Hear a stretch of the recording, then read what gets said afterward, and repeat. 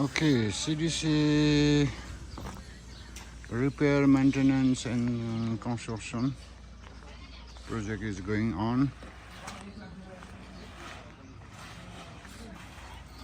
and this is our new project. We need a support. If anyone like to supporting at this project, please don't hesitate to contact us.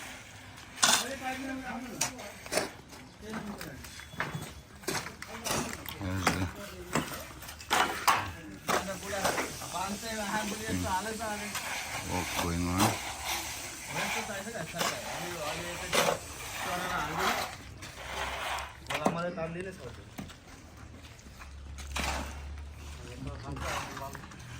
So anyone like to support us?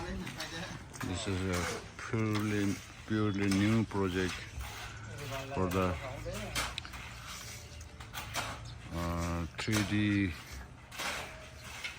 making a prosthetic person and children who lost the leg and hand. It is very important, and this is very new project for in our Asian country, especially in Nepal. And CDCA is leading this research and repairing and new project in Nepal for the prosthetic accessory device. Also wheelchair repairing project there.